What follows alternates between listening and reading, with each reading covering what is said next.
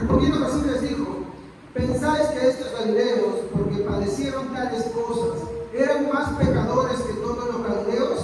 Os digo, no. Antes, si no os arrepentís, todos pereceréis igualmente. ¿Ok? Ese es el texto base de esta mañana en Lucas capítulo 13, versículos 2 y 3. Quiero establecer en esta mañana 4 objetivos que vamos a tratar de perseguir en este momento. El primero es comprender el significado de la justicia. ¿Ok? Vuelvo a repetir, es entender el significado de la justicia. En segundo lugar, como objetivo, voy a buscar examinar la justicia de Dios. En tercer lugar, cómo es que esto afecta nuestra percepción de justicia. Y finalmente, comprender el estándar de la justicia divina. ¿Ok? Entonces, estos van a ser los 4 objetivos que quiero tener en cuenta en esta mañana. Vuelvo a repetir: comprender el significado de justicia, examinar la justicia de Dios, cómo esto afecta nuestra percepción de justicia y comprender el estándar de la justicia divina. Estos son los 4 objetivos que voy a buscar en esta mañana poder explicar. ¿Ok? Entonces, vamos a empezar por el primer objetivo, que es comprender el significado de la justicia. Entonces, el primer punto en esta mañana va a ser entender, ¿no?, qué es esto, esta palabra. Muy bien, yo no voy a poner todos los conceptos completos, quiero que me entiendan, por tiempo y espacio también, pero así al menos lo principal. Cuando nosotros vimos, ¿no?, lo que significa justicia, vamos a ver que el diccionario nos va a describir con unas palabras. Hay más aplicaciones, pero yo he tomado solamente 5 de ellas. ¿Okay? Entonces, el más rápido, voy a empezar desde el último al primero. El más rápido es, en primer lugar, hacer justicia. Eso es a lo que nos refiere. ¿Ok? En segundo lugar, administrar. Administrar justicia. El tercero, pena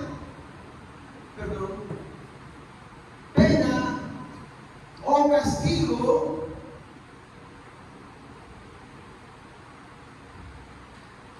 y su aplicación.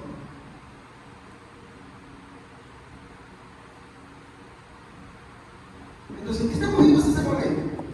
Que justicia significa, bueno, hacer justicia, obrar, administrar justicia, o sea, disponer de las cosas que son para poder dispensar la justicia. Por ejemplo, en un juicio, el juez imparte justicia, administrando y tomando todos los elementos, ¿no? Los argumentos de por acá, los argumentos por allá, las evidencias, los contras, ¿no?, y lo que el jurado dice. Entonces está administrando justicia, ¿no? Justicia también implica lo que es la pena, el castigo y su aplicación. La pena o la condenación que se da por tal acto y su administración. O sea, quiere decir cómo se aplica. Por ejemplo, cuando alguien comete un delito, ¿no?, según la gravedad va a la cárcel, ¿no? Y según eso también es la cantidad de años que se le aplica. En otros países, si la pena es más grave, le aplican la pena de muerte, ¿cierto? ¿No? ¿Y qué es eso? Básicamente es, ¿no?, lo que es aplicación de la pena, el castigo y su aplicación. ¿Ok? Entonces, también vemos que justicia es lo que debe de hacerse. Y esta parte me gustó algo, porque ¿saben qué? Usa 2 elementos. Uno es según el derecho y el otro es según la razón. Pregunto, ¿todos tenemos derechos? Sí. Lo que hace la justicia es aplicarlo y hacer cumplir la justicia según el derecho que cada uno tiene. Y aplica la razón, ¿sí? Porque las penas no son iguales para todos. ¿Me equivoco? No, ¿sí o no? Muy bien. Y finalmente es también una virtud. ¿Por qué? Bueno, ¿qué es una virtud, hermanos? ¿Alguien sabe qué es una virtud?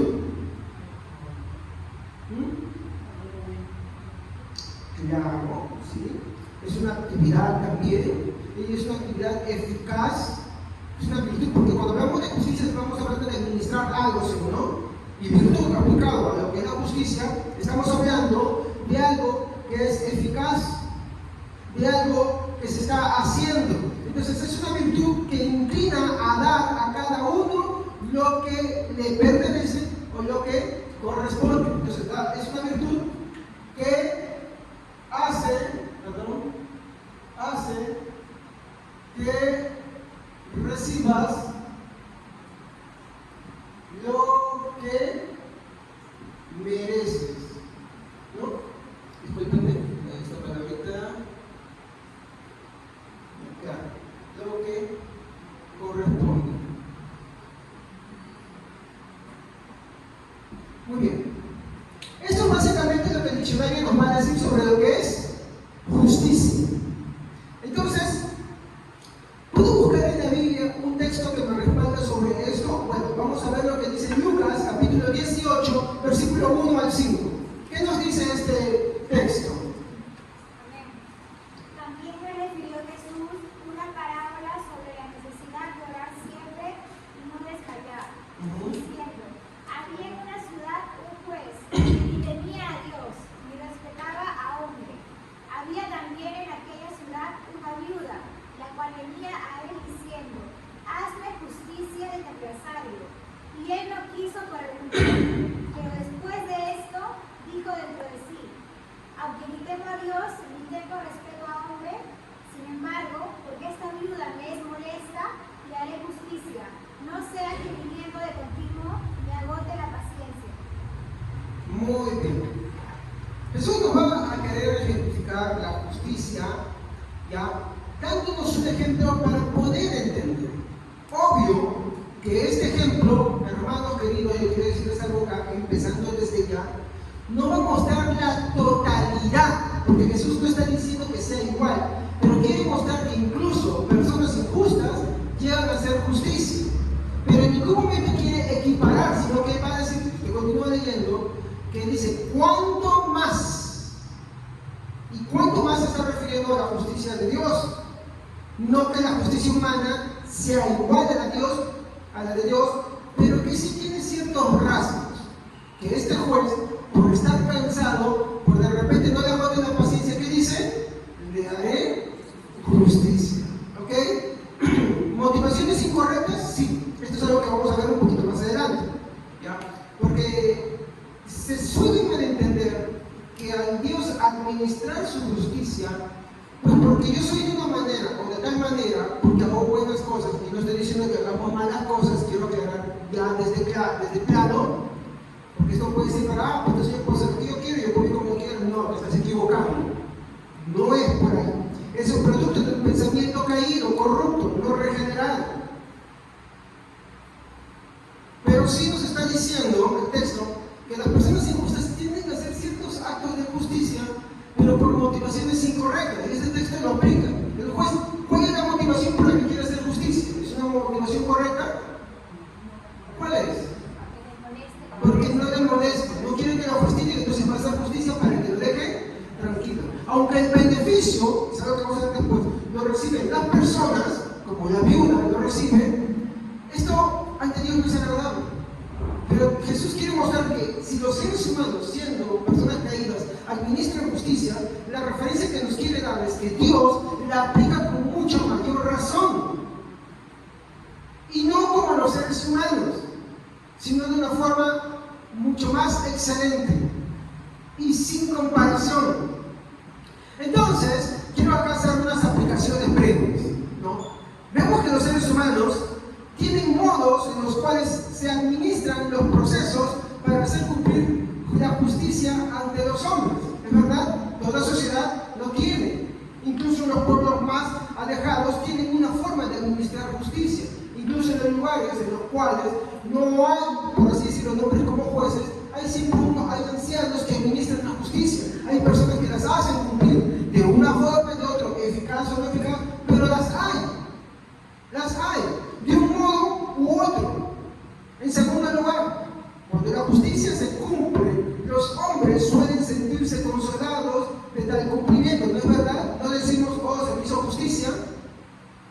Siempre. Sea por motivos correctos o incorrectos, si el veredicto se ve a su favor, las palabras que usan las personas, los hombres, me refiero a hombres y mujeres, claro, obvio, dicen, oh, se me hizo justicia. Es la palabra que siempre usamos.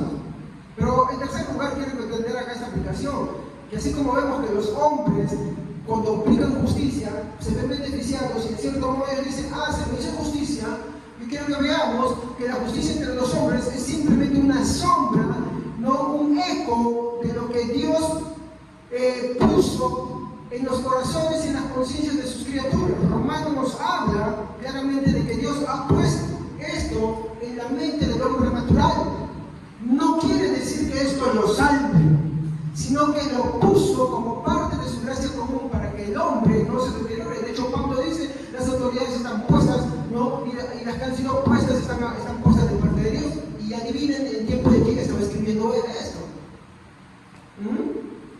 Estaba escribiendo el tiempo de un emperador que era malvado y que también le estaba administrando mala justicia. Pero él dice eso. Pidan por el lugar donde están, para que ustedes puedan disfrutar de la paz que hay en ese lugar. Y dicen, no pidan por las autoridades, porque al final las autoridades han sido impuestas por Dios para castigar al malhechor. Ahora, muy diferente es que las autoridades apliquen mala justicia y estén castigando al inocente, como en este caso los cristianos. ¿Estamos? Pero las tareas iguales han sido puestas. Al final Dios va a pedir cuentas sobre lo que ejercen esa autoridad. De hecho, Dios nos va a pedir cuenta a todos.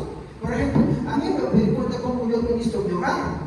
Si no es que yo tenga, como estaba de repente el día viernes, es que yo tengo una autoridad gratuita. No.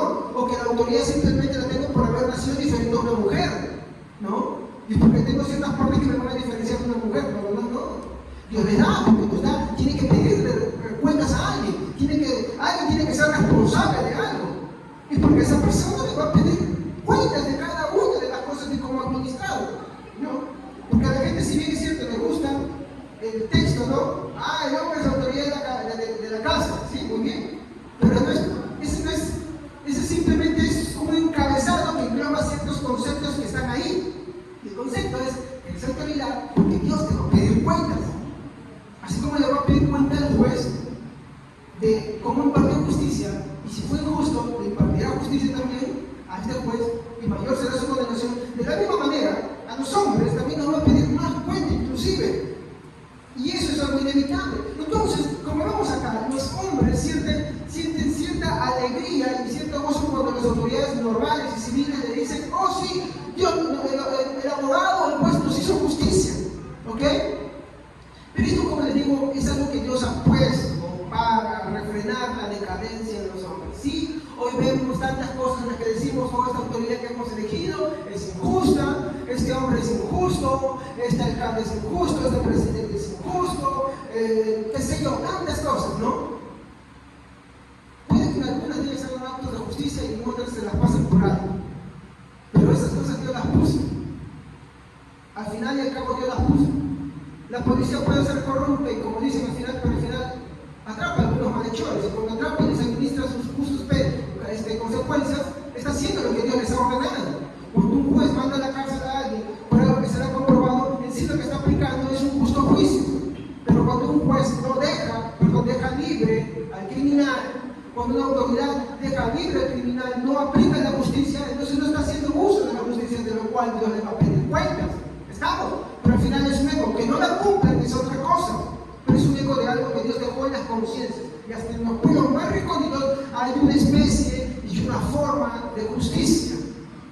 Todo aquel que ha vivido en algún pueblito bien alejado, vas a ver que ha habido siempre algo, un anciano, un patriarca, lo que sea, pero siempre ha habido algo.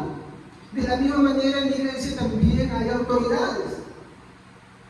Hay autoridades que administran las cosas dentro de ellas. No solamente hay autoridades en el hogar, hay autoridades en la iglesia. ¿Cómo yo defino una buena autoridad en el hogar? Porque también se somete a las autoridades de la iglesia y se somete a las autoridades civiles. Es así, todo es algo delegado. Entonces, esto es ¿con qué objetivo? Para indicarles sobre la evidencia, el hecho de que en toda sociedad y en toda forma exista una especie y forma de justicia, es un indicativo de una evidencia de una justicia mayor y más excelente. ¿Ok? El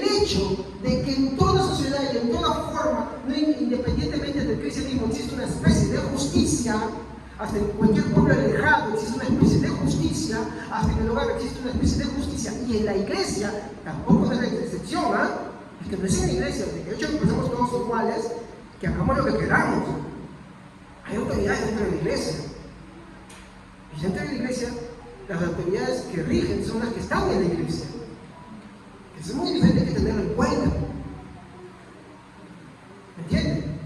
Entonces, si yo voy a una casa, creo que está regido ahí. Si vengo a la iglesia, las autoridades de la iglesia son las que mandan, no los creyentes. Y lo que definen son unos postulados bíblicos. Entonces, todos estos indicativos nos dan la evidencia de que existe una justicia mucho mayor y excelente. ¿Ok? ¿Y a qué me refiero? Me refiero básicamente a la justicia de Dios.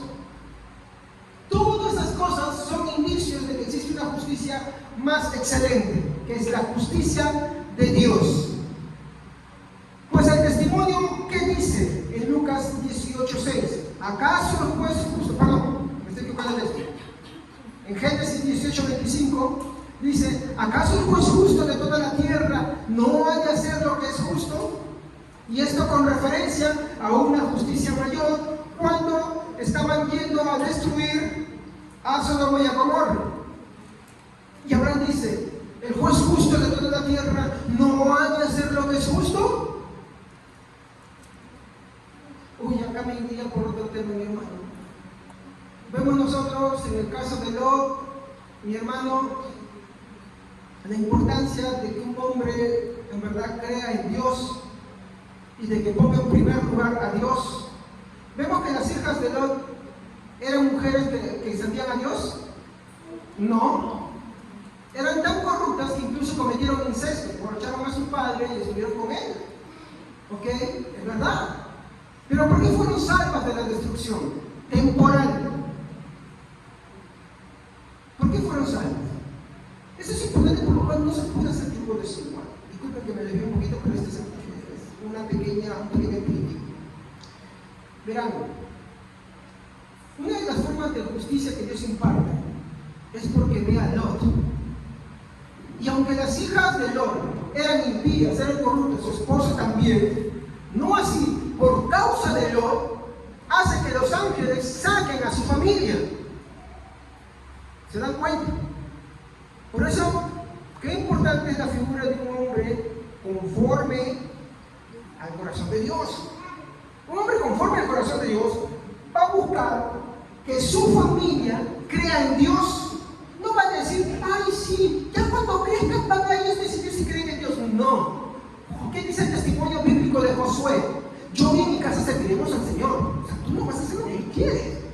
Tú vas a servir a Dios, quieras o no. Ay, no, pastor, pero es imponerle la fe.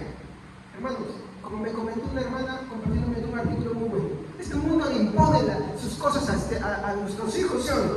Le impone sus cosas a la mente de cada uno. ¿O me equivoco? ¿Dónde está ahí que si hay el respeto? O sea, para el cristianismo no hay respeto, pero para las cosas que no son de Dios, ahí sí. Se te las impone, ¿no? El hecho tan importante que haya un hombre que sirva a Dios y que siempre una hermana cristiana tiene que fijarse en un hombre verdaderamente creyente y que verdaderamente entrega todo al servicio de Dios, es porque este hombre va a ser partícipe de las cosas sagradas de su familia. ¿De qué manera? Pues él no va a permitir que sus hijos no busquen de Dios. Es como yo tengo mi hija es mayor de edad, pero mi hija no me va a decir a mí: ¿sabes qué, papá? Yo no quiero ir a la iglesia.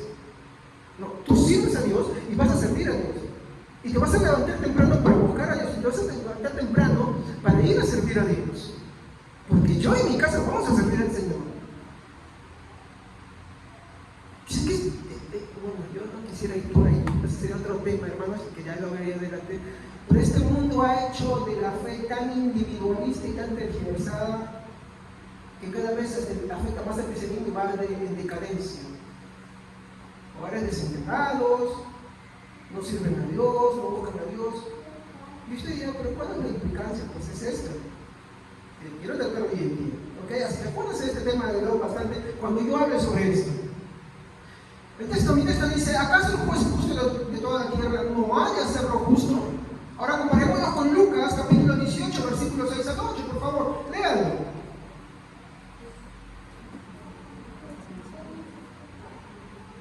Dijo el Señor.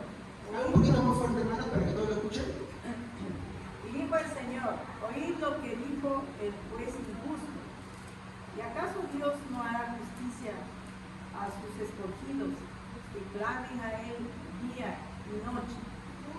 ¿Se tardará en responderles?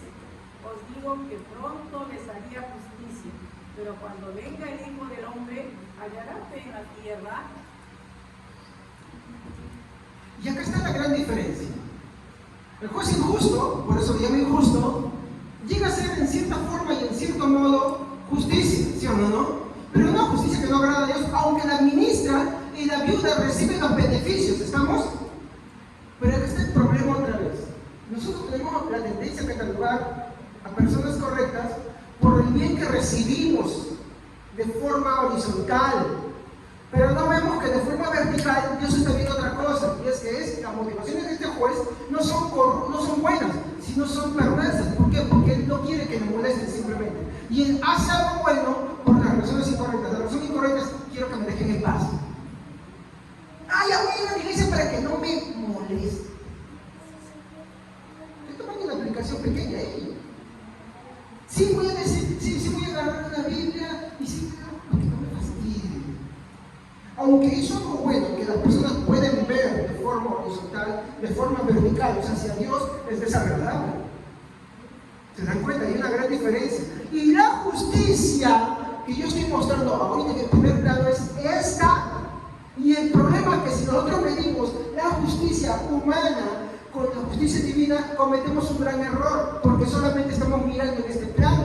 Hay muchos cristianos que cometen el error de decir, sí, hay personas afuera de la iglesia que son buenas, y yo creo que esa persona tiene fe. No, te estás equivocado, porque rechaza la providencia de Dios. Rechaza las cosas que Dios ha provisto para su iglesia. Entonces, aunque nosotros podamos ver ciertas cosas así, pues no estamos viendo de la forma correcta. ¿Qué más?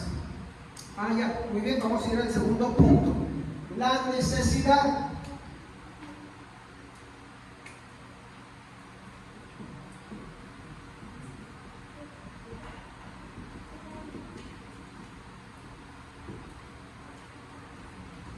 Muy bien.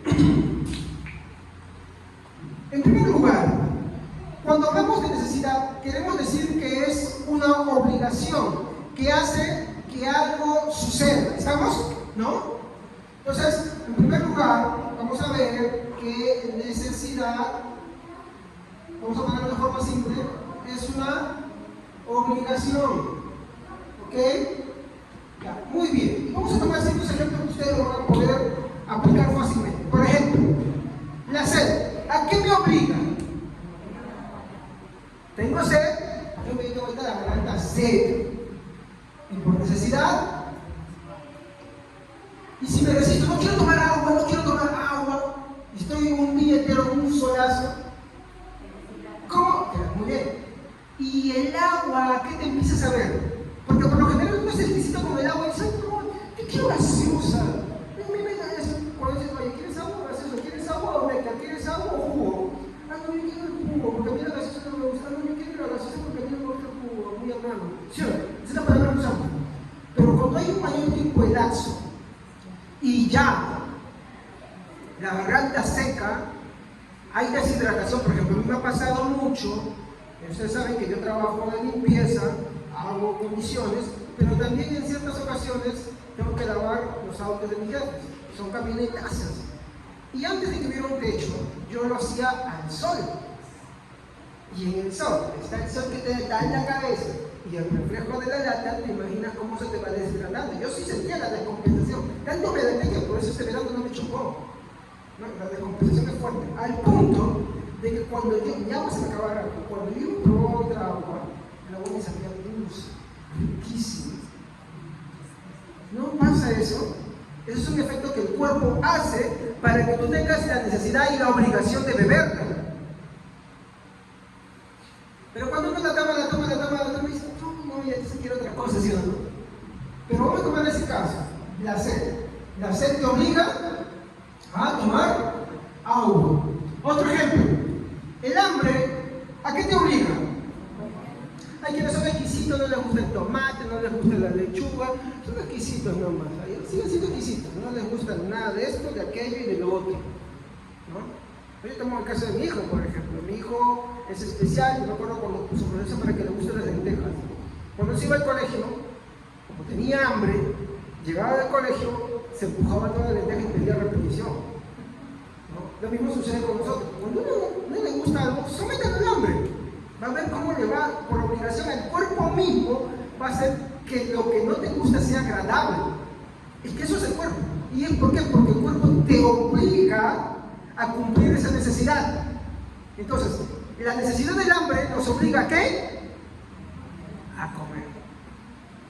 Yo me acuerdo, en mi época de rebelde, cuando yo decía, yo le voy a decir algo. Yo cuando era chiquito, yo vivía en la época de los 90, pues. Tengo 40 años. En la época de los 90, los jóvenes tenían tanta poca autoestima y tan poca personalidad que estaba en la época de que ser gringo, y no tengo nada con que sea un gringo o blanco, quiero aclarar, era lo máximo. Vivir en Miraflores era lo máximo. ¿Estamos? Vivir acá era lo peor. Tener tres trigueñas era lo peor. Si tú escuchabas música en inglés, bueno, qué bacán. Y si escuchas música en español, y especialmente si era algo de la sierra, peor. Si comías pan francés, qué bueno. Si comías pan serranito, oh, ¿qué tiempo es este? Y yo era así. Entonces, como Dios es bueno, y como Dios no nos deja ser majaderos, usa mis metidas de cabeza para meterme en una situación. El punto es que mi madre siempre me decía, ese pan serranito que tú no comes, un día te lo vas a comer. Yo recuerdo, pues sí es cierto, fue profeta mi mamá, aunque yo no creo en los profetas, ¿ya? Esa profecía. Yo recuerdo que me metí a la casa por la ventanita de ladrillos que saqué y me metí, porque el tipo era más flaquito, y me metí, y había pan serranito, pero ya. Y había limón y había azúcar, no había cocinado nada, y tenía hambre. Me lo comí rico. Mi orgullo al tacho. Porque el cuerpo, cuando tiene hambre, modifica las cosas en nuestros gustos para que nos sea apetecible. De tal manera que mientras más tiempo uno pasa con hambre, las cosas, como las percibe nuestro cuerpo, cambian. Y nos obligan a hacerlo. ¿Ok?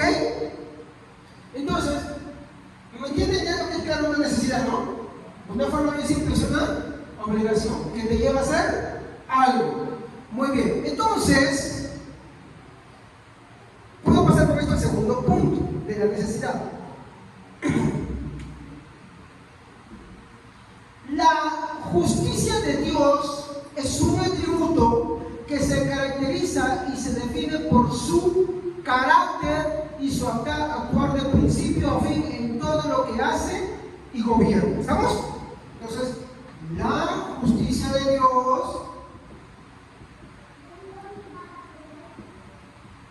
se define ¿por qué? Por su carácter. ¿Estamos? Define también todo lo, disculpe mi letra, que hace. ¿En un tiempo? No. De principio a fin. ¿Estamos? De principio a fin. Entonces, la justicia de Dios quiere decir que Dios siempre actúa de acuerdo con lo recto. ¿Estamos? En pocas palabras le voy a decir, Dios mismo, como Él es recto, Dios es recto.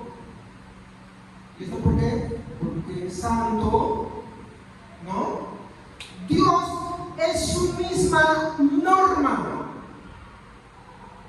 Dios, mi hermano, es la misma norma con la cual Él se gobierna. Vamos a ver un texto. Isaías 45, 19. Isaías 45, 19.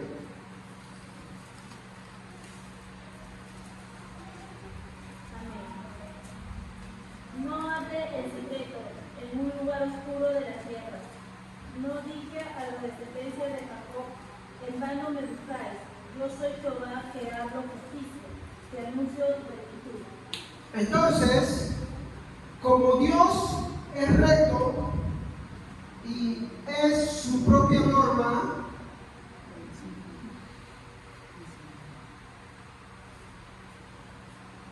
Él tiene, por así decirlo, porque Dios no tiene necesidades, sino conforme a su carácter, el hecho de hacer justicia. ¿Me dejo entender?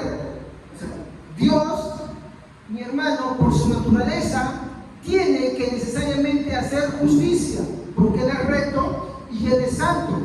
Por eso nosotros decimos que Dios es verdaderamente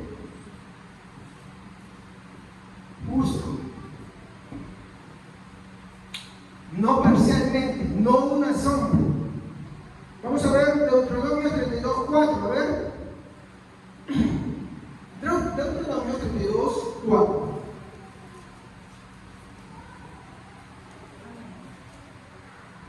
Eres la roca, cuya obra es perfecta, porque todos tus caminos son rectos, Dios de verdad, y sin ninguna iniquidad en él. Es justo y recto. ¿Se dan cuenta? No hay ninguna iniquidad en Él, no hay ninguna variación de rectitud en Él, sino que Él es verdaderamente recto, es perfecto en su rectitud.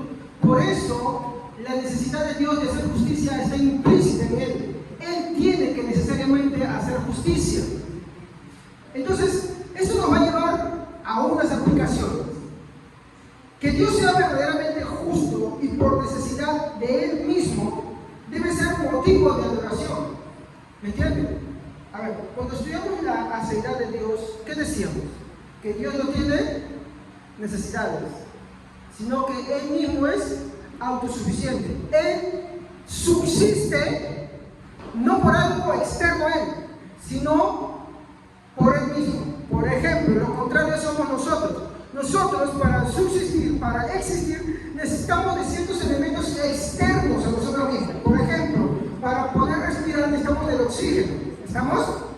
Para poder, mi hermano, agarrar y tener energía necesitamos alimentos, necesitamos cosas externas a nosotros. Hasta para poder ver necesitamos de la luz. Hay elementos externos que nos obligan a nosotros a hacer cosas, como por ejemplo el hambre y la sección, ¿no? Elementos que son satisfechos de forma externa. Pero en Dios, que es autoexistente, las necesidades no son externas a Él, sino son de Él mismo. Nosotros no. Nosotros necesitamos elementos externos. Él no necesita elementos externos. Él mismo es su propia necesidad y satisfacción. Por ejemplo, la causa de amor de Dios, ¿dónde se encuentra radicado? ¿En Él o fuera de Él? Él dijo, muy bien, pero hay algo más, dijo una hermana, en Él. Dios es una Trinidad, Dios es un solo Dios. ¿Me entienden? Es un solo Dios, es una sola esencia en tres personas que están dentro de esa misma esencia. El Padre ama al Hijo, el Hijo ama al Padre. Ellos son un solo Dios. La necesidad de amor se encuentra fuera de Él, de un objeto externo a Él. Inclusive no está en nosotros. O sea, no es que Dios tenga que tener amor y ese amor se ve por causa de nosotros. No. Es en razón de su Hijo. La necesidad de Él no se encuentra fuera de Él, sino en Él. Y como está en Él, esa necesidad es autosatisfecha por Él mismo. ¿Estamos así claros? Muy bien. Entonces, la justicia de Dios, mi hermano, es algo que está dentro de Él. Y por necesidad de Él mismo, Él tiene que ser justo en todo lo que hace. No por algo externo, sino por causa del mismo, porque Él es recto, santo.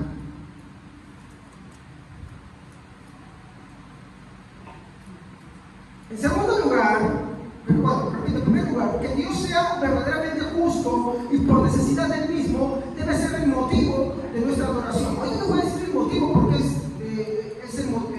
la razón por la cual es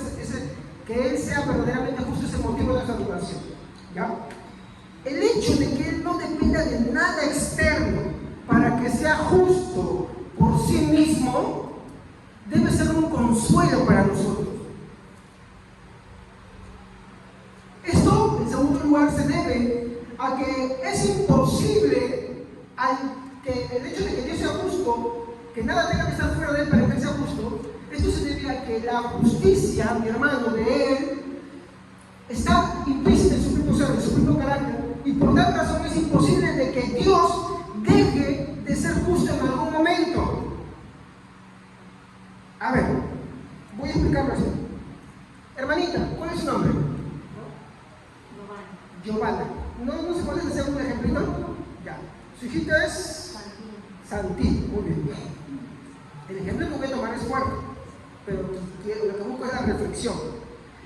Si un hombre X, sin rostro, viene y le hace daño a su hijo, le provoca la muerte, entonces, usted, ¿qué hace ante los jueces si lo atrapan a este hombre? ¿Qué diría? Muy bien. ¿Hubo necesidad de pensarlo un instante? No, porque naturalmente es lo que sale: hágame justicia. Muchas veces los hombres, por diversas razones, hacen, o no, incluso a veces le tienen que pagar a los jueces para que haga justicia, ¿no? Hacen justicia, hay beneficiados, pero los motivos fueron incorrectos. Es su deber de hacer la justicia, ¿no? ¿Por qué? Porque no está implícito en él. En cambio, Dios no es así. Ahora pongamos el nombre. Todos los hombres hemos ofendido a Dios. ¿Estamos? La retribución de esa ofensa a Dios acarrea condenación. ¿Estamos? Creo que ahí no dudamos. Muy bien. Hermana Giovanna, imagínense si el juez dijera: bueno, yo quiero que ustedes entiendan que yo soy amoroso, yo soy bueno y misericordioso. Piensen en respuestas.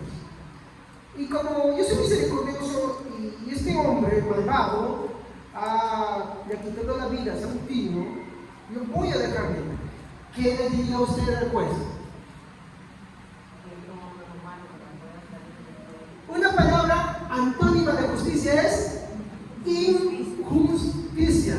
¡Qué injusto es ese juez! ¡Qué injusto es ese juez! De esa misma manera, si Dios dejara de hacer justicia, Él sería injusto. Él tiene que, por necesidad de su propio ser, hacer justicia conmigo, hacer justicia contigo, porque todos lo hemos ofendido. Entonces, ¿en dónde estamos? ¿No vamos todos al infierno? Miren, la misericordia de Dios, como les dije al principio, no puede anular la justicia de Dios, ni la justicia de Dios anula su misericordia, sino que ambas tienen que ser satisfechas. Entonces, para que el creyente pueda estar de pie delante de Dios, como dijo el salmista David: bienaventurado el varón a quien tú no inculpas de maldad. Para que el cristiano que por la fe ha creído en el Señor pueda estar delante de Él, no es que solamente Dios ahí tiene que decirle: ¿sabes qué? Te perdono y ya está. No, porque eso provocaría lo mismo que la hermana ha dicho. Entonces Dios es injusto. Entonces, ¿qué tiene que suceder para que Dios no sea injusto? Él necesariamente tiene que administrar su justicia. ¿Estamos? Y como necesariamente tiene que administrar su justicia, no hay nada que yo pueda hacer por ello, porque yo soy culpable. Entonces, necesariamente la justicia tiene que ser aplicada. Y aquí es donde, hermanos, entra el papel tan importante, mi hermano, de Cristo. Cristo en la cruz cumplió, mi hermano, o satisfizo, mi palabra, satisfizo la justicia de Dios, porque sobre él, mi hermano, recayó la justicia tuya y mía, porque Dios no puede dejar de ser justo. ¿Se da cuenta del gran privilegio que tenemos por esta razón? Y que no es algo que nosotros debamos menospreciar o despreciar, porque Dios no puede ser injusto. Ahora, ¿cuál es la evidencia de alguien, mi hermano, que en realidad, mi hermano, Cristo ha sido aquel que ha satisfecho la justicia por él? Pues que este creyente, como Cristo dijo: mis ovejas oyen mi voz no es un desertor. No es alguien que dice simplemente, no quiero ver nunca más, yo me voy, esto no es para mí, simplemente esto es una tontería, esto es una alucinación y ya está. Ahí está la evidencia. Por más que alguna vez, supuestamente, haya creído en el Señor. ¿Se dan cuenta? Dios no puede dejar de ser justo. Él por necesidad tiene que ser justo por sí mismo. Y tiene que administrarlo. Y en Cristo Jesús vemos la administración de su justicia. Por eso Jesús decía, Padre, Padre, ¿por qué me has desamparado? ¿Y por qué diría Jesús eso? Porque ahí el Padre estaba administrando su justicia. El credo de los apóstoles nos dice, y Cristo mismo descendió a los infiernos. Entendemos por teología que Cristo literalmente no descendió a los infiernos, porque cuando Cristo estaba muriendo, dijo, Padre, en tus manos encomiendo mi espíritu. Y le dijo la gloria de la cruz, porque había alguien más a su costado, le dijo, ciertamente hoy estarás conmigo en el paraíso. Por la teología entendemos que Jesús, cuando la expresión dice descendió a los infiernos, está refiriéndose a este momento.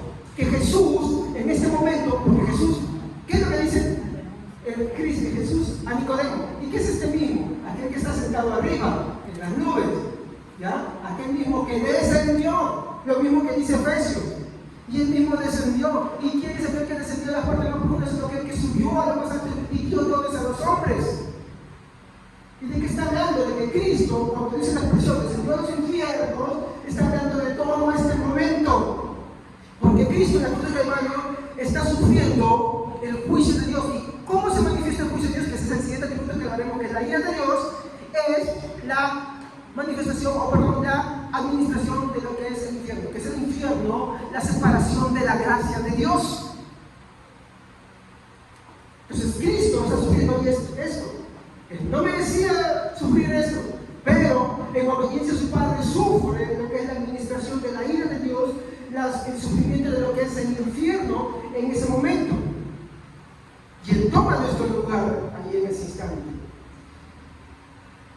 Y como vemos ahí, no es que el hecho de que nosotros hoy podamos estar delante de Dios es simplemente gratuito, no, es que costó algo. ¿Estamos? Y ese precio es que alguien santo, puro, que es el Hijo de Dios, nuestro Señor, el gran Dios y Salvador, tuvo que sufrir nuestra condena. Para que tú no vayas al infierno, en 3 horas tuvo que sufrir el infierno. ¿Pero por qué 3 horas? Porque Él es eterno, porque Jesús es Dios y en su naturaleza divina es eterno. A ver, discúlpeme, hermana Yola. Es que es más chiquita que lo tengo acá, no se me va fácil. ¿Usted cree que la sentencia sobre Santino, si alguien le hiciera algo daño, sería la misma que, por ejemplo, me hagan a mí?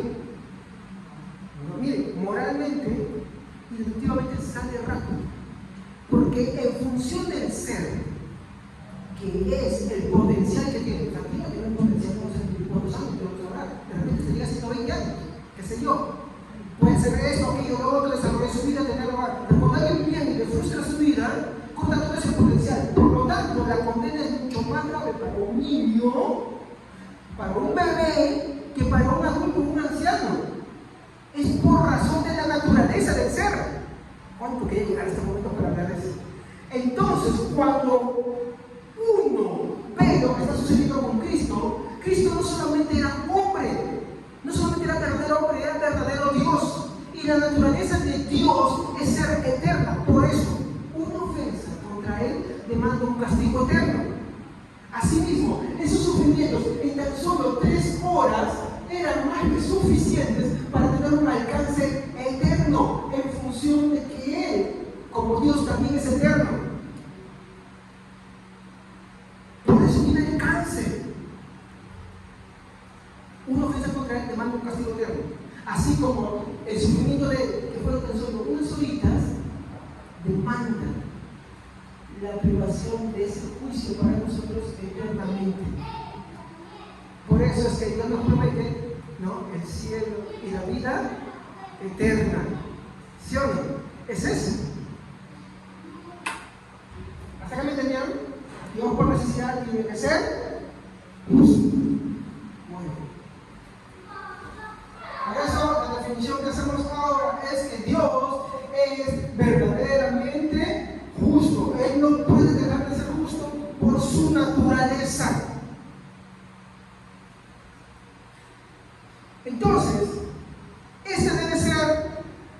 hermano, perdón, como dije, esto se debe a que es imposible que Dios deje de ser justo. No puede dejar de ser justo, ¿no? Entonces, su justicia siempre brillará sin ser opacada.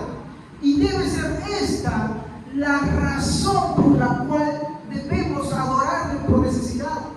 El hecho de que Cristo haya, mi hermano, recibido nuestra justa condenación y que Él no cambie en eso, que Dios no cambie, que así como, bueno, Cristo sufrió, imagínate que, bueno, ¿sabes qué? Ahora me arrepiento, ¿sabes qué? No, me retracto de que Cristo de que mi hijo haya sufrido en la cruz del Calvario.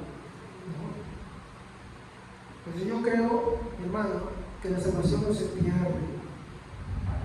Porque yo creo que lo que hizo Cristo en la cruz fue eficaz y verdadero para los que por la fe están en Cristo Jesús. ¿Y eso a razón de qué? De su justicia. Y a mí me da paz eso. Sí, yo tengo lucha, batalla con el pecado, tengo tentaciones, tengo problemas, lidio conmigo mismo, porque mi mayor enemigo soy yo mismo. Pero descanso en Cristo. Descanso en Él porque Él es mi Salvador, porque sé que Él sufrió no solamente por mis pecados pasados, sino los presentes y los futuros. No quiere decir que yo agarro y ahí se ve la evidencia que haya, como Él murió por mis pecados pasados, yo no voy a descargar y peco libremente. No, eso demuestra también lo contrario, que en verdad tú no eres salvo, sino que demuestra que Cristo hizo provisión para todas esas cosas que te puedan pasar a ti en tu largo batallar contra eso. Que al contrario ahora tú tienes una aspiración para vivir en la santidad de Dios, que ahora tienes una aspiración por buscarle de Dios, y que sí es cierto, puede pasar algo en tu vida, pero nada de eso te va a hacer apartar del Señor. ¿Me vas a entender ahí? Entonces, ese tiene que ser el motivo de la adoración que tenemos que tener. Adorarlo porque Él es justo. Yo me acuerdo de mi hermano Mando con sus oraciones así, viejitos. Él hacía unas oraciones bien lindas cuando él estaba en el Señor, te doy gracias. Y se agarraba unos salmos y dice, tú eres justo, Dios de mi Padre. Es bien poético el hermano Mando, pero él siempre decía esas palabritas, yo me acuerdo. Pero la justicia es un motivo por el cual tenemos que adorarlo. Pero, sin negar esto, también tiene otras implicaciones. Ese es el tercer punto.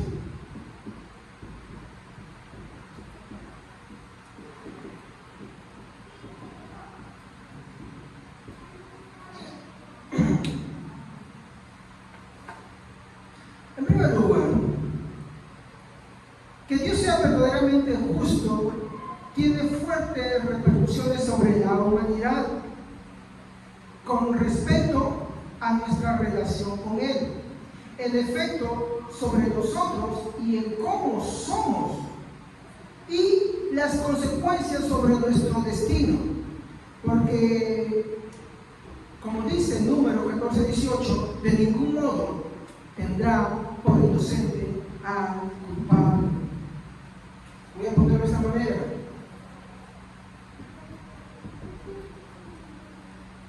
De ninguna forma Dios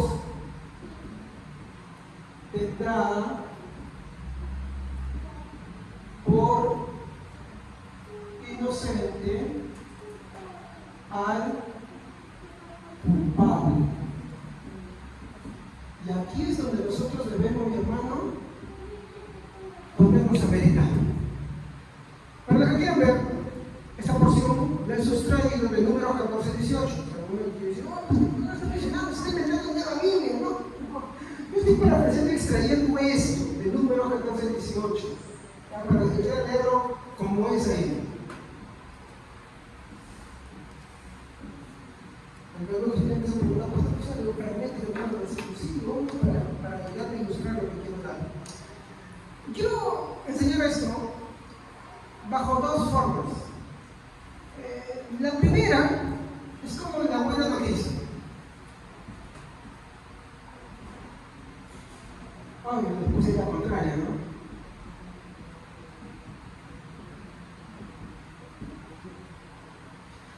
La buena noticia. En Al ser Dios verdaderamente justo, su justicia nunca podrá ser corrompida. ¿Estamos? Su justicia no se corrompe.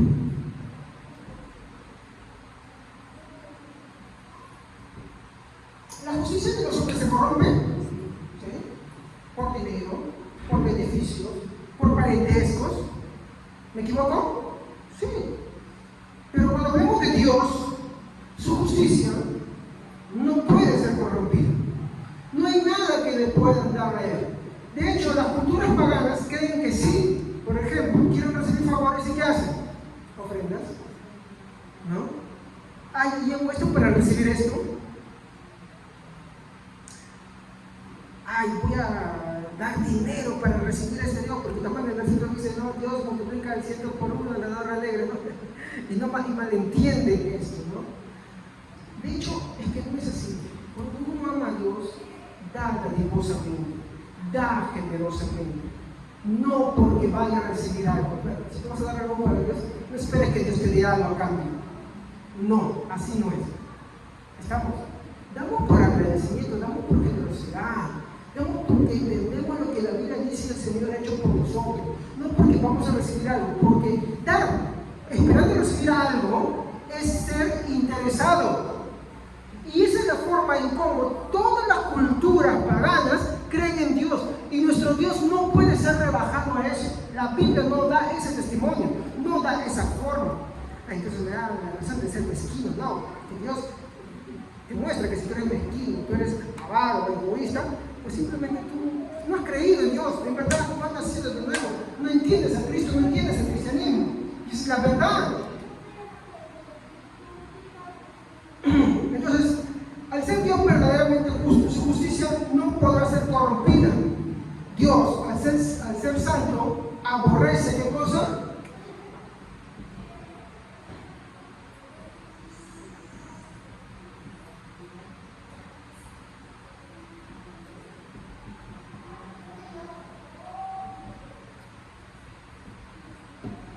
En su santidad, Dios aborrece el pecado.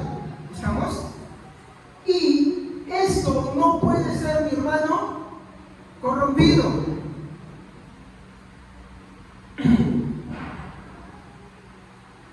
Dios en su santidad ama lo recto. ¿Estamos? Ninguna ofendida, ninguna cosa que tú hagas, ninguna acción buena que tú hagas, va, mi hermano, a hacer de que el cambio de opinión con respecto al pecado, porque Dios ama lo recto. ¿Estamos? Por ejemplo, una pareja que se casa por motivos de fornicación, ¿cuál es su error? Pensar que por casarse, y no estoy diciendo que no se casen, ¿no? Pensar que porque se casan, Dios los ha perdonado. No. Casarse simplemente hacer lo correcto. Pero hay que entender de que algunos saben conciencia y dicen, bueno, yo me caso y yo por eso me perdono. Te estás equivocando, eso sí fue un soborno. ¿Estamos? No. El pecado está ahí igual. Entonces, ¿qué es lo que Dios quiere con respecto al pecado? Arrepentimiento. ¿Estamos? ¿Y qué es arrepentirse? Volverse de su mal camino. Entender que le has ofendido a Dios.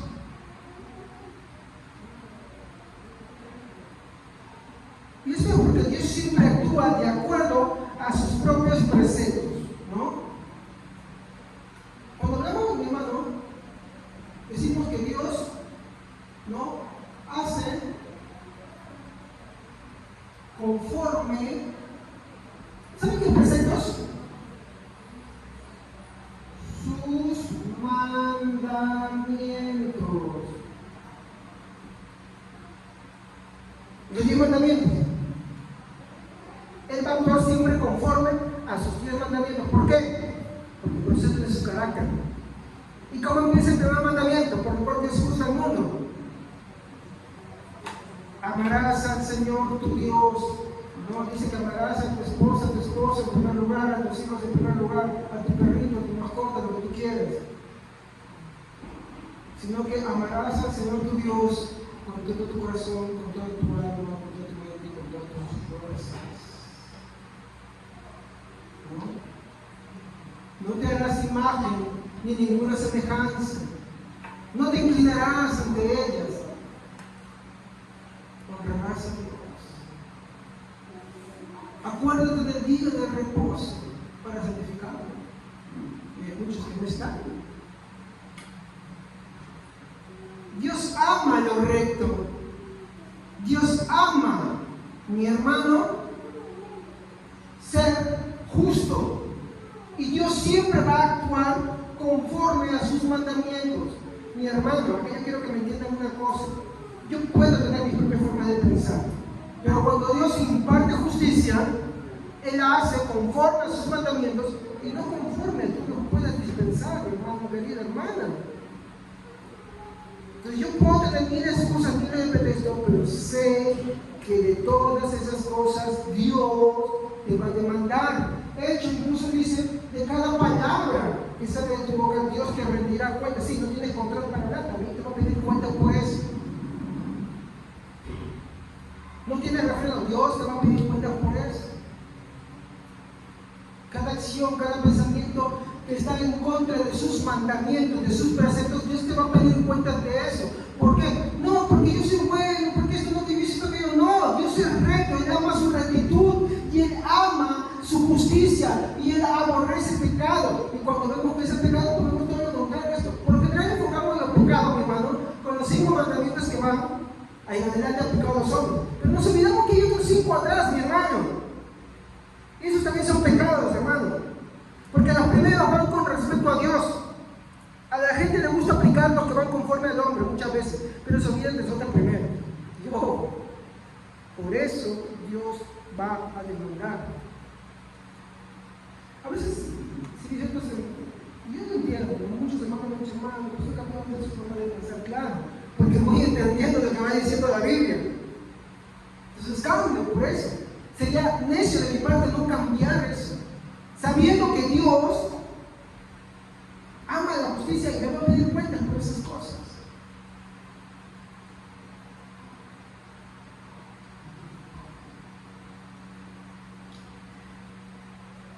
Si Dios no fuera justo, entonces sería injusto. ¿Estamos? Lo que haría que Dios no fuera Dios. Porque, mi hermano, todos sus atributos, mi hermano, empezarían a caer. Si Dios fuera injusto, caería su santidad. ¿Sí o no? Si Dios fuera injusto, caería su amor. Si Dios fuera injusto, caería su sociedad. Dios no puede tener una imperfección en Él. ¿Estamos? Entonces, nosotros decimos, ay, ¿por qué Dios es así? Dios es injusto. Estamos blasfemando contra Dios. Hay que tener un reparo ahí. Dios, mi hermano, no puede dejar de ser justo. Si le atribuimos injusticia, lo que estamos diciendo es que pues, no es Dios simplemente. Y ahí, mi hermano, estamos cometiendo un pecado. ¿Ok? Finalmente, por eso afirmamos que su justicia es perfecta y buena. ¿Estamos?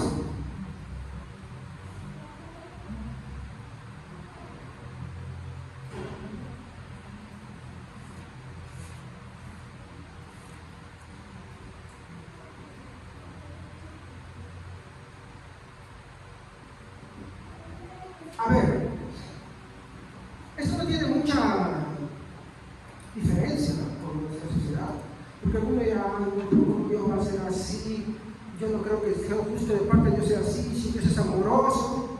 Te voy a decir algo, el hecho de que Dios sea amoroso y su justicia guardan perfecta armonía. Yo les voy a demostrar.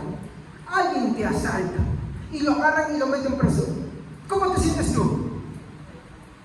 Alegre, porque sabes que estás haciendo justicia. Vamos a ir a casos extremos en los Estados Unidos. Ahí estamos, que siempre lo comento, en los cuales, cuando viene un asesino en serie o alguien que ha provocado cosas terribles, ¿no? Y aplican la pena de muerte. ¿Saben quiénes están presentes ahí? ¿Delante de quién tiene que estar presente el que va a ser sentenciado a morir por inyección letal? La familia. Y hay una serie de jeringas ahí. la anestesia, el tirotanese, son unos como 3 o 4 que van bajando el punto. Llegado el último ya el hombre muere. La familia presencia eso. ¿Para satisfacción de quién? De la familia. ¿Satisfacción de qué? Se hizo justicia. Y aunque no van a recuperar al ser que han perdido, ellos se sienten aliviados. ¿Por qué? Porque se hizo. ¿Y por qué somos tan incoherentes de decir, no, ¿cómo Dios puede ser que no sea así? Eso, mi hermano, es ser contradictorio. Eso demuestra la perversión del hombre, que en sus propias cosas él sí se alegra por hacer justicia, pero sin embargo, cuando Dios hace justicia le atribuye lo contrario. Cuando Dios mandaba exterminar a los pueblos, eso no dejaba que Dios no fuera amoroso y fuera justo. De hecho, uno salmo dice, y bienaventurado será dirá el pueblo a Dios, amén. Cuando Dios hacía esto, cuando Dios hacía aquello, cuando Dios enterró al ejército de Faraón en el mar, cuando Dios mandó el exterminio, y bendito sea Dios por eso, porque Él está haciendo justicia, porque ninguno de ellos es inocente. Vamos a ponerlo esto aterrizando acá.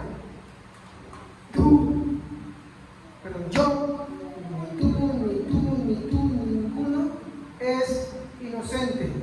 Merecemos el justo juicio de Dios.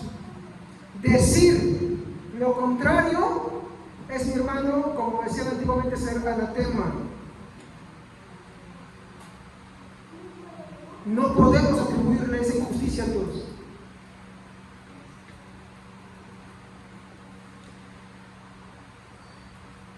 Por eso afirmamos que su justicia es perfecta y buena, y por eso podemos descansar en esta preciosa verdad. Pero ¿cómo podemos descansar en esta preciosa verdad nosotros, hermanos? Bueno, es simple. ¿Se acuerdan de que les mostré antes de Cristo? Como Dios es justo en verdad, entendemos que no merecemos esa justicia. Fue la misericordia de Dios que mandó a su Hijo Jesucristo y murió por la justicia de Dios para satisfacer, así como la familia se satisface viendo la condena de aquel que ha hecho mal o que le ha quitado un pariente o tantas cosas así, y se siente satisfecho. Así mismo el Padre tenía que ser satisfecho por tus pecados. Entonces no podía ser satisfecho simplemente diciendo, ya está bien, y ya. No, tenía que alguien sufrir y satisfacer esa justicia. Cristo satisfizo nuestra justicia, porque si ahora estamos en Cristo Jesús, mi hermano, por la fe en nuestro Señor Jesucristo, quiere decir que podemos descansar de que la justicia en contra de nosotros ha sido satisfecha, y ahora se nos ha imputado otro tipo de justicia, que es la que veremos la próxima semana, sobre la justicia de Dios, que es por la fe. Pero no es hoy, es para la semana, no me voy a alcanzar para el tiempo para eso. ¿Ok? Entonces,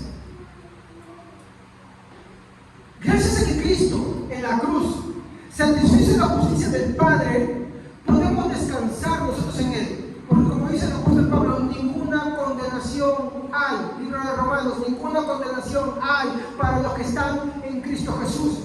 Otra vez dice Pablo, pues Él exhibió públicamente, dice, el acta que nos era contraria y las clavó en la cruz, exponiéndolas ante todas las jueces. ¿Se dan cuenta? El hecho de la cruz no es cualquier cosa, mi hermano. O qué pobre Jesús, no, tenía implicancias muy grandes. Y es que ahí el acta, como bien Pablo dice, que nos era contrario a nosotros. ¿Y cuál es el acta de esa resolución? Que bajo los 10 mandamientos los hemos pisoteado, mi hermano, hemos hecho de todos con ellos. Por lo tanto, eso nos condenaba a nosotros desde el primero hasta el último. Porque usted puede decir, no, yo cumplo un mandamiento, este mandamiento no falla, no. Yo voy a dar una clase de los 10 mandamientos a los que estoy estudiando, mi hermano, y lo voy a ser sincero, hemos atropellado todos, desde el primero hasta el último. Y la resolución que Dios dice es que el alma que pecare, esa morirá. Y la justa retribución que veremos en el siguiente tributo de la ira de Dios es sufrir la ira de Dios por la eternidad. Una ira en la cual, no quiero decir mucho, pero quiero que me entiendan, no es como Dios dice, Dios no se complace de la muerte del impío pecador, pero se complace de administrar su propia justicia e ira. Dios se place, sí, en administrar su propia ira también. Pero esa ira es muy buena. Ya cuando lleguemos a este punto, lo veremos. En la mañana me estaba dando una leída de esto y me encantó. Continuamos. Entonces, podemos descansar porque esa acta que nos era contraria a ti y a mí, agarraba y nos condenaba. Y Cristo, en la cruz del Calvario, mi hermano, cumplió esa acta que nos condenaba a nosotros. ¿Para qué? Para que por medio de la fe, ahora nosotros no insistamos sobre el pecado, sino que aspiremos a una nueva conciencia en Cristo Jesús. ¿Me dejo entender? Ahora viene la mala noticia.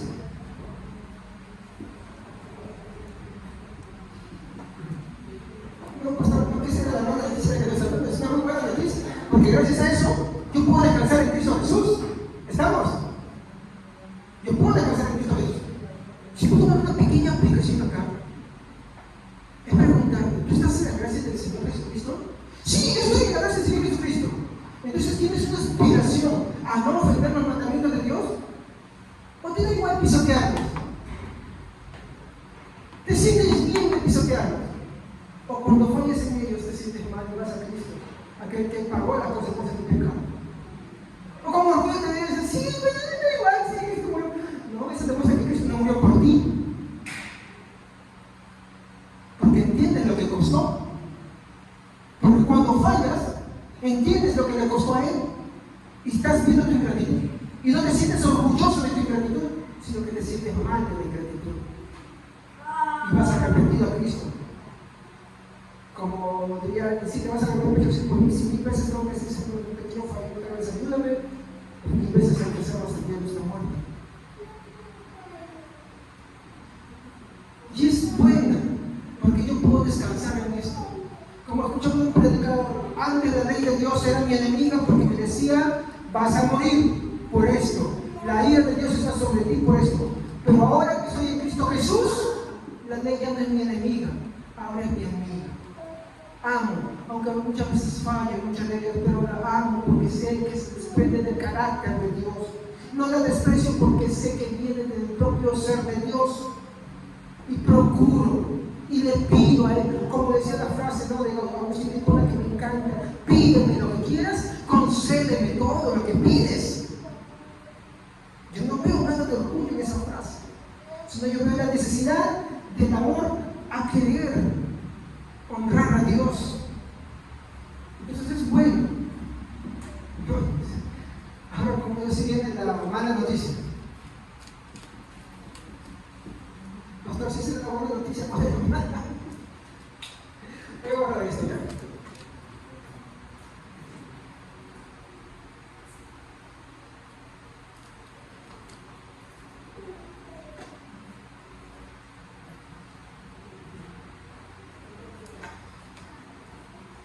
Debido a que Dios es justo, ¿no?, o a la justicia de Dios, es necesario que trate a las personas conforme a lo que merecen. Entonces, Dios, por necesidad, trata de forma justa a los hombres.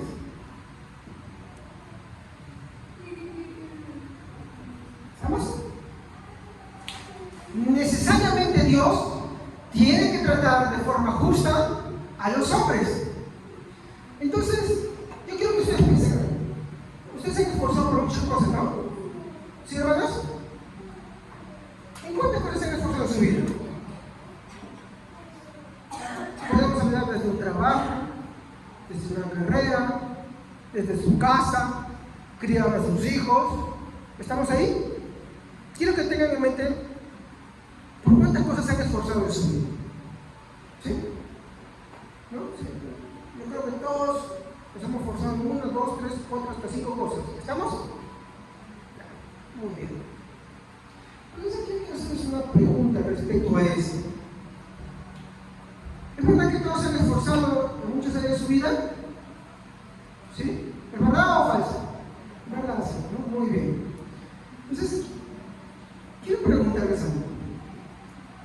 ¿Cuántos quieren lo que se merecen?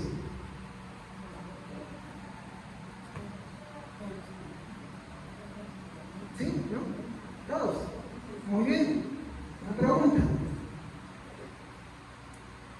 Ahora les pregunto esto. ¿Qué creen que es lo que se merece?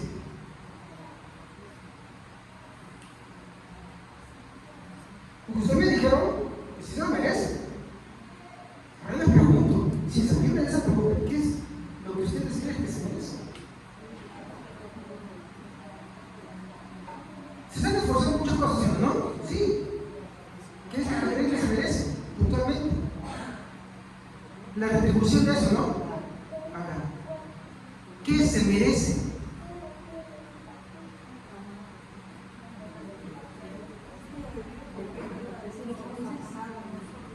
No disculpen, yo se lo voy a decir ahorita. No, pero pastor, usted nos está dando una drama porque usted nos ha preguntado de cosas buenas que hemos hecho. Algo bueno, algo que si me esforzan a trabajar, me dejo que me paguen. Claro, yo no voy a ir con esa puerta, les voy a demostrar algo ahorita. Y quiero que me escuchen atentamente. Lo que ustedes merecen, bajo la pregunta, miren, se han esforzado en grandes cosas, ¿sí? Merecemos una retribución por eso, ¿sí? Pero yo les voy a demostrar algo con esa pregunta que les he hecho. Y les voy a dar una respuesta adelantada. No quiere decir que esta respuesta que yo voy a dar no me incluye a mí, me incluye también. Pero la pregunta se las he hecho yo a ustedes. Lo que ustedes merecen, hermanos, es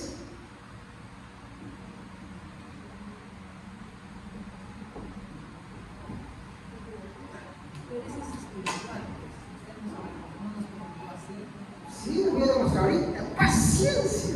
Ahorita se lo voy a demostrar por qué se lo merece. Pero pastor, la pregunta es espiritual, no sobre el material. Es que no se te vinculan las dos cosas. Voy a demostrar por qué se están vinculadas.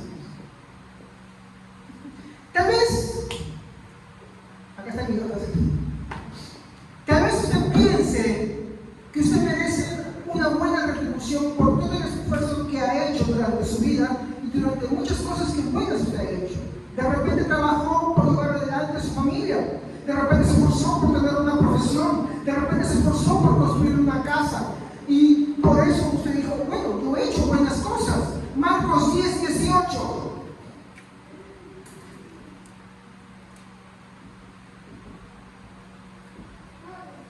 Les voy a mostrar que hay un vínculo entre las cosas que hacemos y lo que somos y lo que merecemos.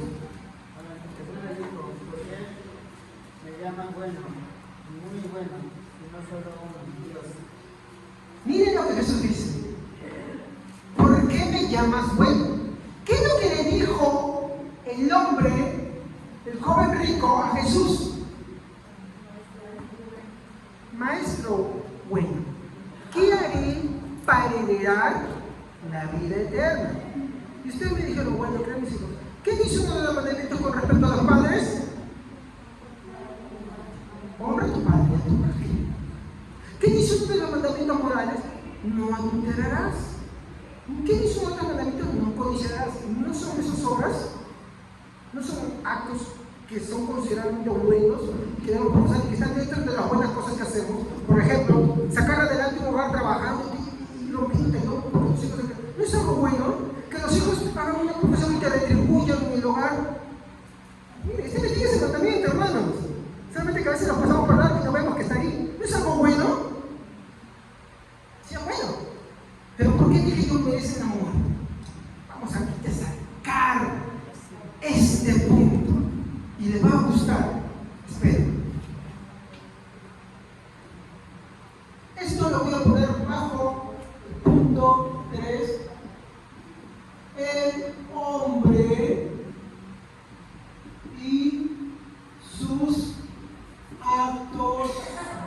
buenos.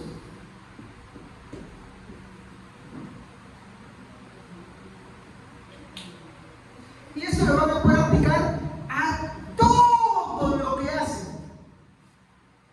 Y realmente, si ustedes son sinceros y lo aplican, la respuesta va a ser bien sencilla. Soy malo. No importa que hagan algo bueno. Vamos a ser claros y directos con esto. Miren, para que un acto sea bueno, tiene que tener 3 elementos. Marcos 10:18 le dijo Jesús: ¿por qué me llama bueno? Bueno solo hay uno. Ese es Dios. Y Jesús comienza a declarar diciendo que no hay ningún hombre bueno. Y cuando está diciendo que no hay ningún hombre bueno, está incluyendo todas sus acciones de los hombres. ¿Me dejo entender ahí? No excluye ninguna acción, ningún esfuerzo, ningún trabajo, sino que todo lo está englobando ahí. Entonces, ¿cómo podemos definir un acto que es verdaderamente bueno? Muy bien. Para que un acto sea verdaderamente bueno, tiene que tener 3 elementos. El primer elemento es que glorifique a Dios. Desde el momento que yo hago algo bueno y esto no me da la gloria a Dios, ya es un acto malo. ¿Me dejo entender?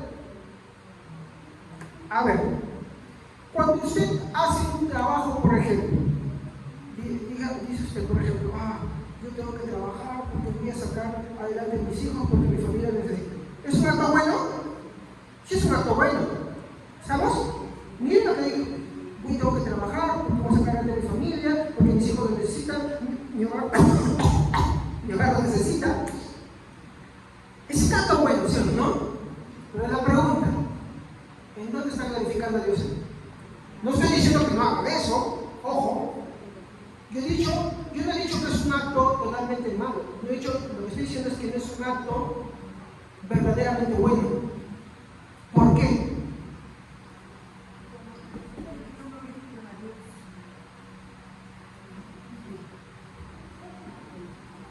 ¿Cómo un acto glorifica a Dios?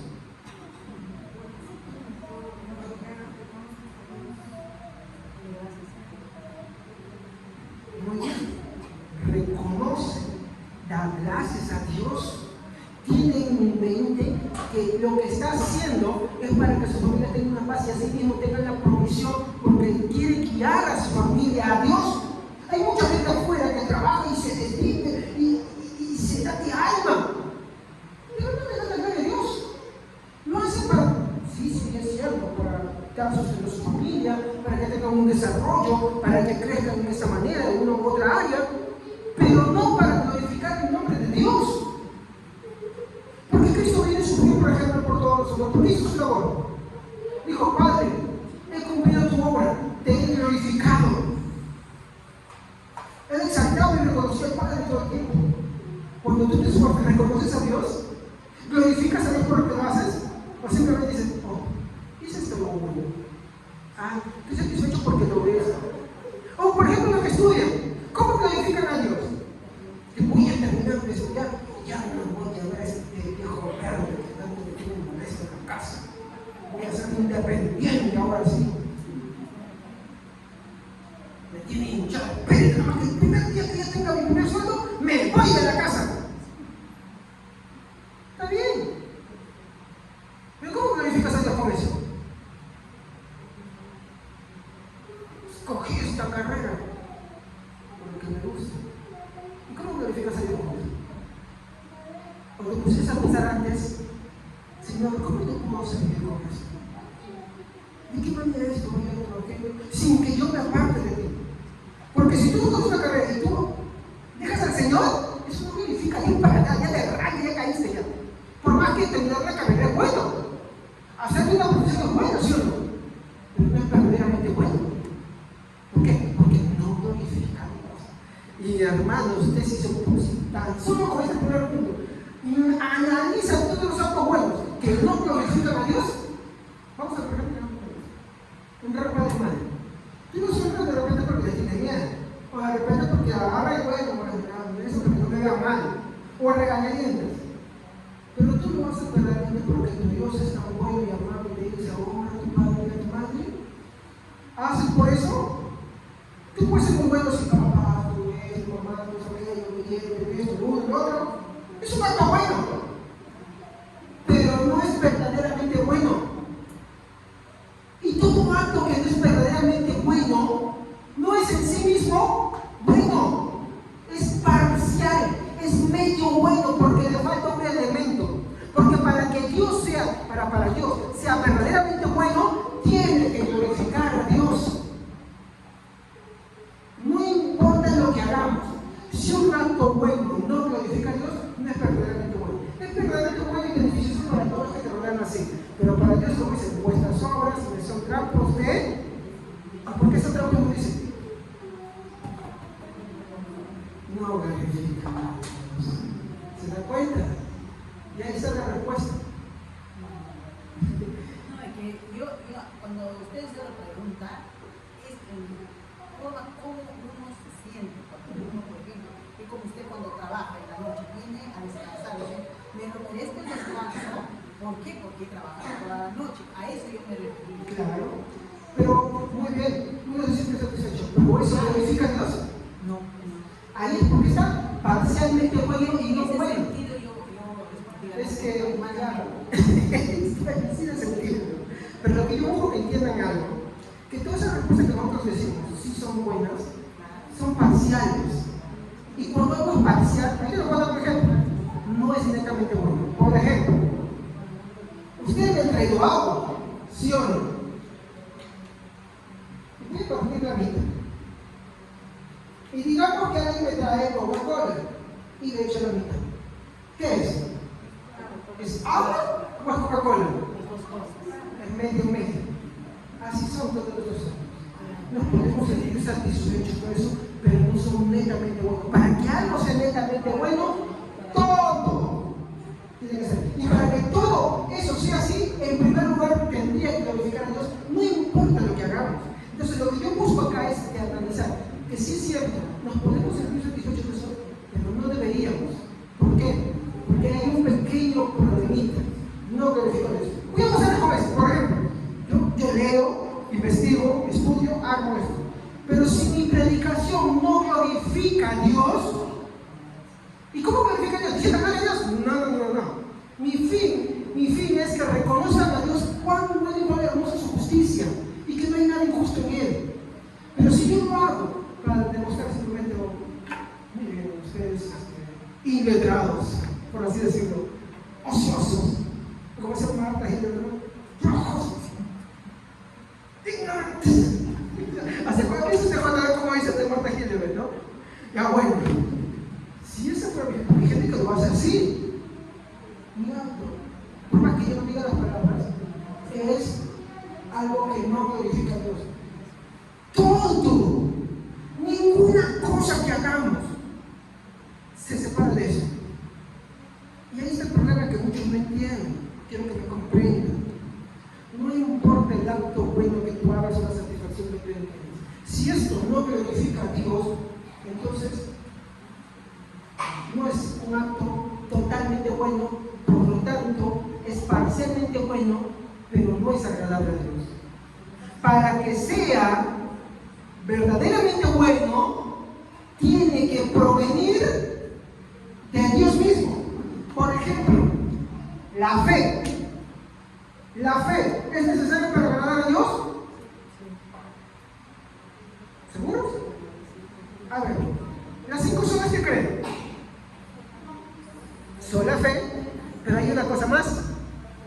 Sola gracia. Es la fe que es por gracia. Chiquito, no, porque si no, no pasa, ¿no? Solo para contar la Biblia, hay una parte donde dice la Biblia que sea que comas o bebas como para la gloria de Dios. Y también hay otra parte en la Biblia que dice que hagamos todo lo que hagamos sea de corazón como para el Señor. Y si no cumplimos eso, sería falta. Todo tiene que ser para la gloria de Dios. Bien, inclusive, sea que comamos o no comamos, tiene que ser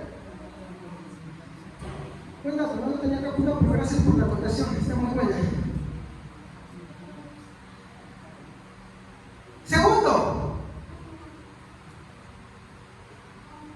esta van a leer, ¿no?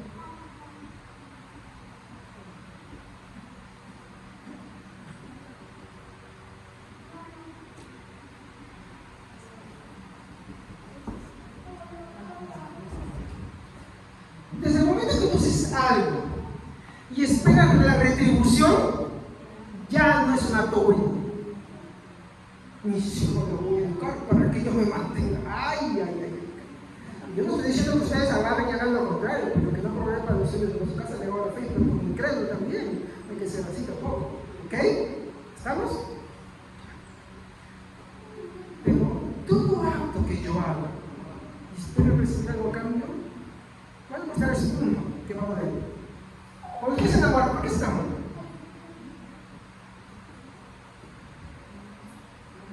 Me gusta alguien, ¿sí?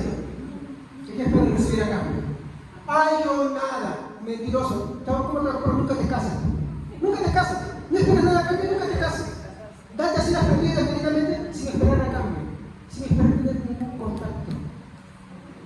¿Pero por qué te casas? ¿Quieres algo también? Ay, no, ¿cómo vamos a hacer mi pastor? Pues si no te casas, pues, quédate único para siempre. Quédate soltero, soltera para siempre. No dices que en verdad amas. El que ama no espera nada a cambio. ¿No me equivoco? ¿Que ustedes creen que no existe eso? Jesús, ¿qué hizo por nosotros? Pablo, ¿qué hizo por nosotros? ¿Pablo alguna vez se casó? ¿No? ¿Por qué lo hizo? Porque amaba al Señor y a la iglesia, ¿sí o no? Jesús, ¿qué hizo? Él se entregó por nosotros, esperando recibir algo de nosotros.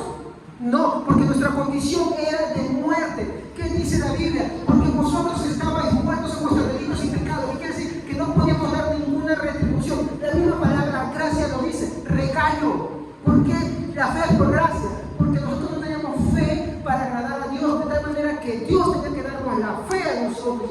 Él tuvo que hacernos algo por nosotros. Desde el momento en que tú tienes que dar todo a alguien, mi hermano, y esa persona no puede dar nada, es como, por ejemplo, tú vas a un mendigo y le das 100 soles. ¿Ese mendigo te puede retribuir? No. Pero si tú vas y le das a alguien algo y esperando algo a cambio, ¿sí o no? Ya de por sí es un acto malo. Por más que le hayas dado lo que quieras, hasta esperar recibir reconocimiento, hasta esperar recibir gratitud. Por eso les pongo el ejemplo, por ejemplo, en el caso de las parejas.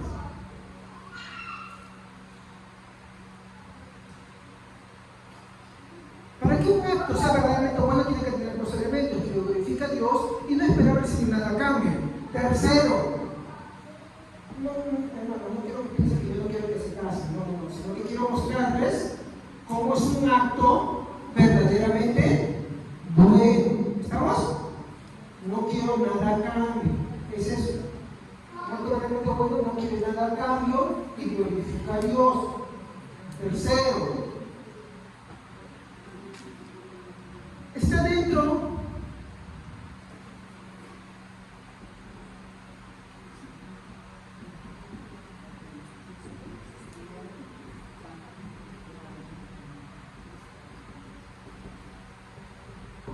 de los preceptos divinos.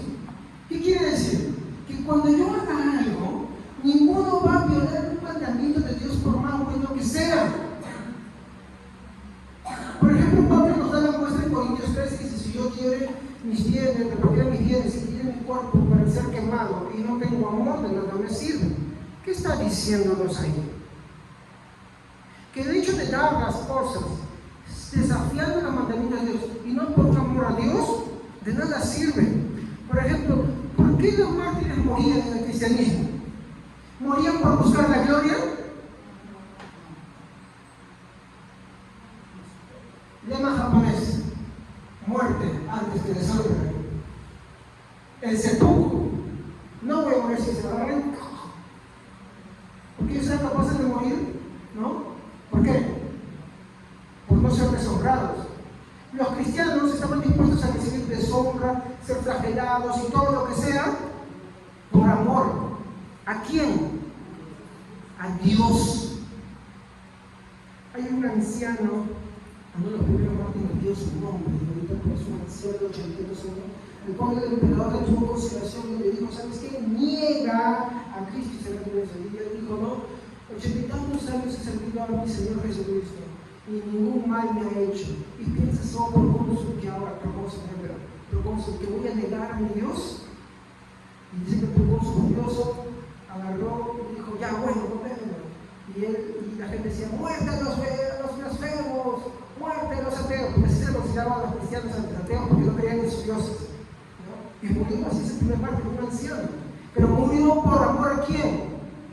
A su Dios. ¿Y cuál es el primer mandamiento que estuvo ahí? Amarás al Señor tu Dios sobre todas las cosas.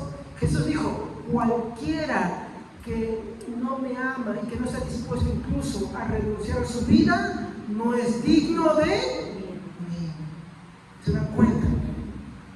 O sea, cuando nosotros hacemos un acto bueno, ninguno puede negar la presencia de Dios. Voy a poner la cámara acá.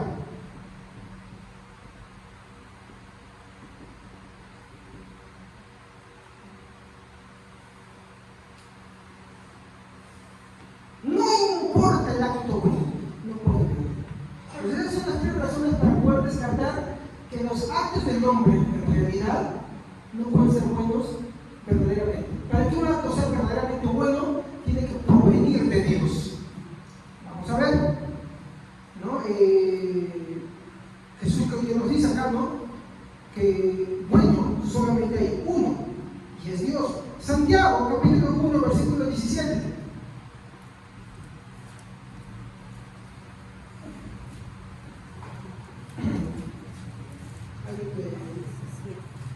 Santiago capítulo 1, versículo 17. Toda buena dádiva y todo don perfecto desciende de lo alto del Padre de las luces, el cual no hay mudanza ni sombra de variación. Todo acto agradable, ¿de quién proviene? De Dios, de lo alto, del Padre de las luces. Para que tu creer sea agradable a Dios, ¿de quién provino? Del Padre. Efesios 2, 8, ¿quién lo puede ver? Y 9.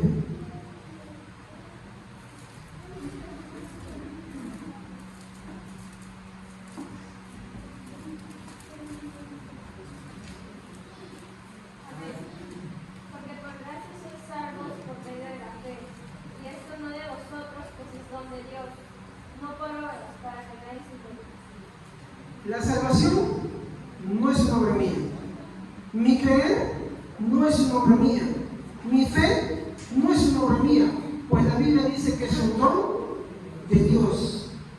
Entonces, por gracia sois salvos. Y esto no de vosotros, para que nadie... ¿Se da cuenta? Es por eso que nadie que no cree en Jesucristo y que no está en la iglesia puede hacer un acto que agrade a Dios. No importa que sea muy dadivoso.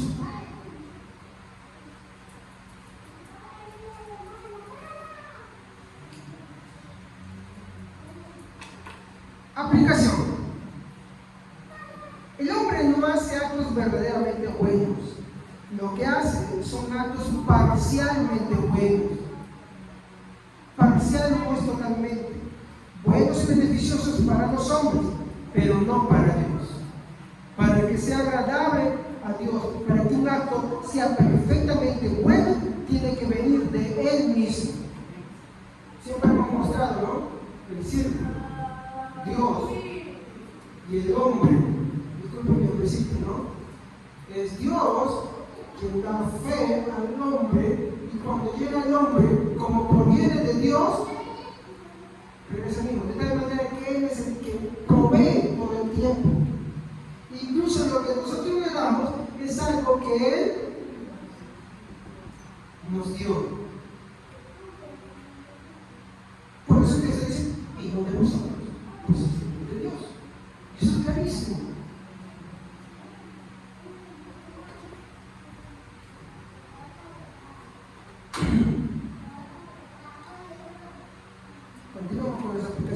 Santiago 1:17 dice, y todo lo perfecto procede del Padre de las luces, en el cual no hay sombra de variación. ¿Qué más? Esta es la razón por la cual es necesario que Dios castigue el pecado.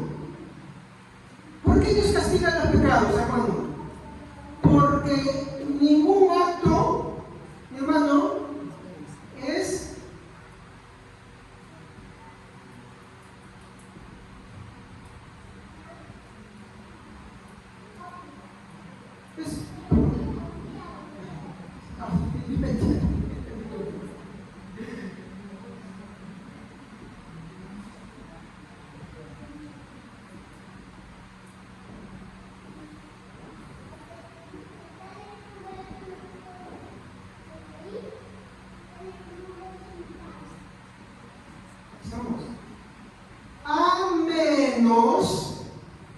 a menos que proceda o venga, ¿de quién? ¿De Javier? Muy bien.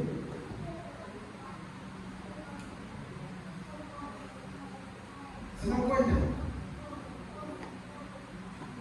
Y con los actos de toda la humanidad, mi hermano, son perfectamente buenos, sino que son parcialmente. ¿Y parcialmente por qué? Porque no glorifican a Dios, porque esperan algo de retribución y porque violan los preceptos de Dios. Entonces Dios tiene que castigar. ¿Y cómo castiga? Haciendo muy bien.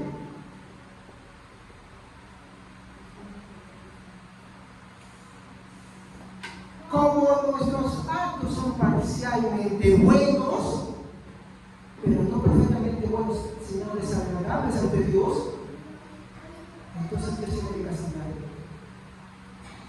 ¿No te puede hablar así? Eso tiene que cambiar la perspectiva como vemos las cosas.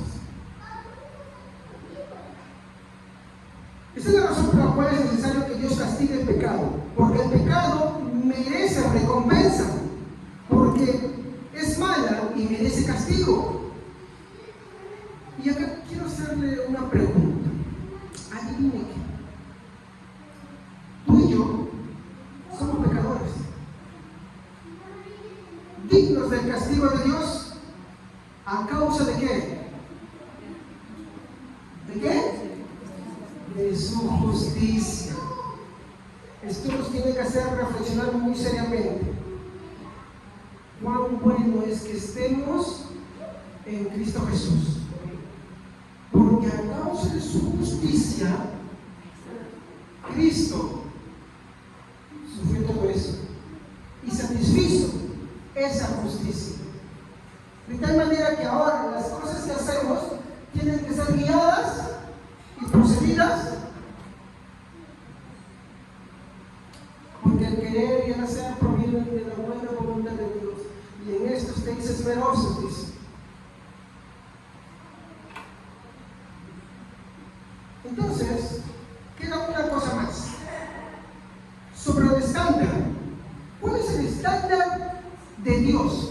Porque aquí el problema es que nosotros tenemos un estándar y lo definimos bueno en comparación de, por ejemplo, si mi hermano Jamie es un asaltante y yo no lo soy, yo digo, no soy malo. Entonces yo digo, yo soy bueno en comparación de él, ¿sí o no? O si por ejemplo,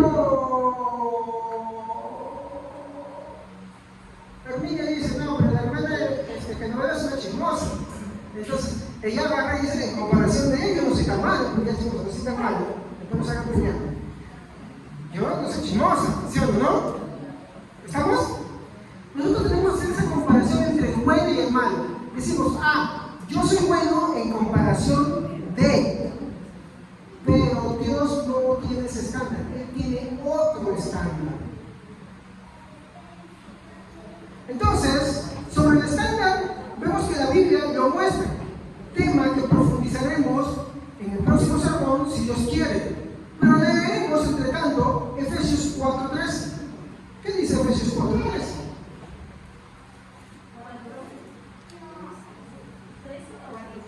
Efesios 4:13. Hasta que todos lleguemos a la unidad de la fe y del conocimiento del Hijo de Dios, a un varón perfecto, a la medida de la estatura de la plenitud de Cristo. ¿Cuál es el estándar de Dios? Ese será el tema que tratemos en el próximo servicio. El estándar de Dios es Cristo. Y eso vamos a profundizar la próxima semana. Mi pregunta final es, para la meditación de todos nosotros, ¿de verdad queremos lo que merecemos? Viendo que todos nuestros actos, si no proceden de Dios, ¿de verdad queremos lo que merecemos? Muy buena pregunta, muy buena respuesta. ¿En verdad queremos que Dios haga justicia sobre nosotros? No, porque ninguno estaría en pie. Es por eso que Cristo vino por nosotros. Es por eso que Cristo padeció sobre nosotros. ¿Qué quiero decir con esto? Pero hermano, que te encuentres acá. Si tú tienes problemas, si tú estás acá todavía de una forma imprecisa, ten en cuenta que la justicia de Dios es una necesidad de Él mismo. Y a menos que tú te encuentres en Cristo Jesús, todo el peso de su justicia caerá sobre ti. Pero si tú estás en Cristo Jesús, el peso de su justicia cayó sobre su Hijo amado. Pero viendo algo, que ahora tenemos una aspiración, un estándar al cual no podremos llegar en esta tierra, pero es un estándar al que tenemos que aspirar. Y ese estándar es Cristo. Si es que has nacido de nuevo, si es que por la gracia estás en Cristo Jesús. Ahora, como dije, ¿en verdad queremos que Dios haga su justicia sobre nosotros? No. No quiero que lo haga. No quiero lo que merezco. Entonces, ¿cuál es la solución? Quiero leerle en Romanos, capítulo 3, versículos 21 al 26, que es el tema también del próximo servicio, si Dios quiere. Lean conmigo, yo se los voy a leer, que es mi texto final. Romanos, capítulo 3, versículo 21 en adelante. Dice así: pero ahora, aparte de la ley, se ha manifestado la justicia de Dios, testificada por la ley y por los profetas. La justicia de Dios por medio de la fe en Jesucristo para todos los que creen en Él, porque no hay diferencia.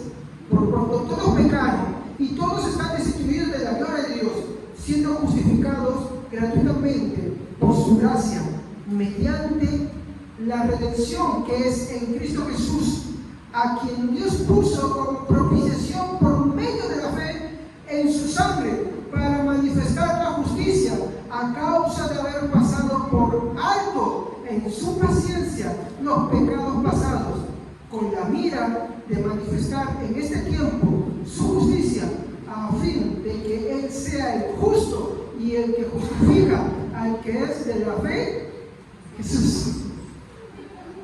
Entonces la próxima semana vamos a ver la justicia que es por la fe. Entre tanto, la exhortación es cuán bueno es estar en Cristo Jesús, pero también cuán peligroso es no tener conciencia, de no tomar con seriedad lo que es la justicia de Dios. Cristo murió para satisfacer la justicia de Dios, no por toda la humanidad, sino para los que están en la fe en Cristo Jesús. Vamos a ponernos de pie. Te damos gracias, Señor, en esta noche, en esta mañana, por habernos permitido disfrutar de tu palabra. Te ruego, Dios mío, que esto quede en nuestros corazones, para todos nosotros, para que podamos meditar, para que podamos, Señor, examinarlo.